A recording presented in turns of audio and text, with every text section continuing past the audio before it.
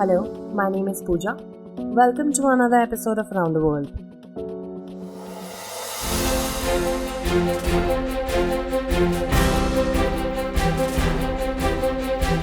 Have you ever wondered what happens in the meetings held year after year by the global community on environmental issues? The goals set in these meetings are accomplished at a slow pace, which suggests that there are more talks in these meetings and fewer goals are achieved. It is said that the apprehensions of war and disasters are raised in these meetings. Huge discussions are held and some tall promises are made at the last moment. After the end of these meetings, the pace of implementing these tall promises slow down. If you take stock of the last 5 decades, then you will be disappointed to see the progress made in environmental matters. It does not imply that no progress has been made in environmental matters so far. However, it is believed that the progress made in this direction has been less than expected. Now the question remains, why are we discussing all these things with you today? Actually, the COP-27 or Conference of Parties 27 meeting was organized from 6th November to 18th November 2022 in the Egyptian city of Sharm-el-Sheikh.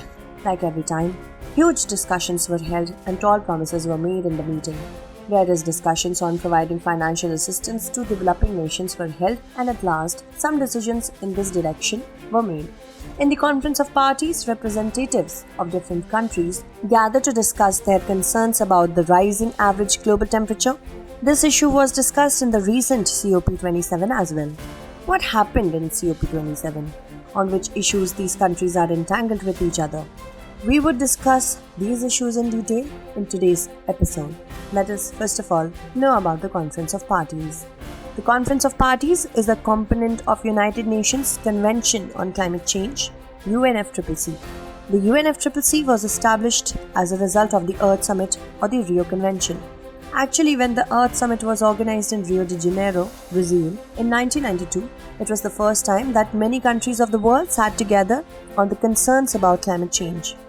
During the Rio Convention, establishment of 3 conventions, namely CBD, that is Convention on Biological Diversity, UNCCD, that is United Nations Convention to Combat Desertification, and UNFCCC, that is United Nations Framework Convention on Climate Change, were announced. UNFCCC aims to prevent dangerous human interference in the climate system as well as nature. The convention came into force on 21st March 1994. At present, 198 countries of the world are members of this convention, and these countries are called Conference of Parties. And the annual meeting on climate change organized by these countries is known as COP Conference. The first COP Conference was held in 1995 in Berlin. It was the period when concerns about climate change started emerging in the world. Conference of Parties has held 27 meetings so far. Against this backdrop, several pertinent questions arise. Firstly, why does the Conference of Parties hold a meeting every year? Secondly, what is the agenda of these meetings? Actually, the agenda of the UNFCCC is based on various reports. There is an agency called IPCC, that is Intergovernmental Panel on Climate Change, which warns the UNFCCC through its reports. The IPCC has highlighted in its reports that by the end of this century, the average global temperature may increase by 1.5 centigrade compared to the pre-industrial period. The pre-industrial period means the period from 1850 to 1900 AD, and the increase in the average global temperature will increase the Earth's temperature, and it can cause worldwide drought, wildfires and record floods. The purpose of this conference is how to save the world from an increase in the Earth's temperature. In other words, the purpose of this conference is to come up with techniques to limit the increase in Earth's average temperature to 1.5 degrees Celsius. Many things came to the fore in this whole discussion: climate justice, nationally determined contributions, net zero emission, climate fund, loss and damage are all such issues which are being debated all over the world. As much as you need to understand the meaning of these terminologies, it is equally important to know why the countries around the world are at loggerheads over these issues. Actually, worldwide, greenhouse gas emissions are considered to be the cause of the climate change that is occurring right now. Gas emissions from the burning of fossil fuels, such as coal, are thought to be the most responsible for climate change. Countries of the world use coal in their industrial progress. It is said that developed countries have become developed with the help of this coal, while developing countries have used it less, so they remain poor. It is believed that the developed countries have emitted more greenhouse gas, but they are facing less effects of climate change than developing countries. It means that the world countries are facing an unequal distribution of the effects of climate change. The situation of reducing or balancing this unequal distribution of the effects of climate change is called climate justice. Under the historic Paris Agreement 2015, countries across the globe had agreed to take some measures or initiatives to curb climate change. It is called NDC or Nationally Determined Contributions.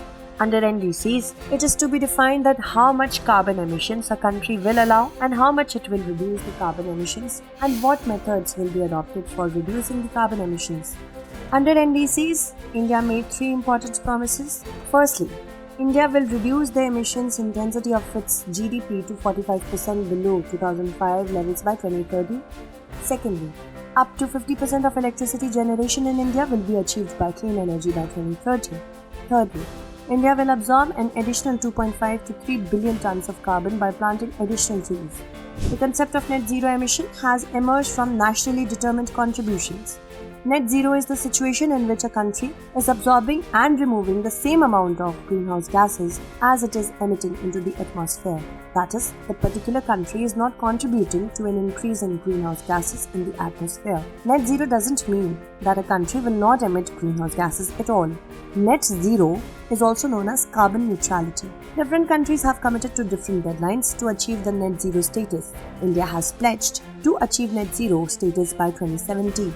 But is it that easy to reduce emissions significantly? The answer is no. In effect, reducing emissions means that countries have to reduce development activities.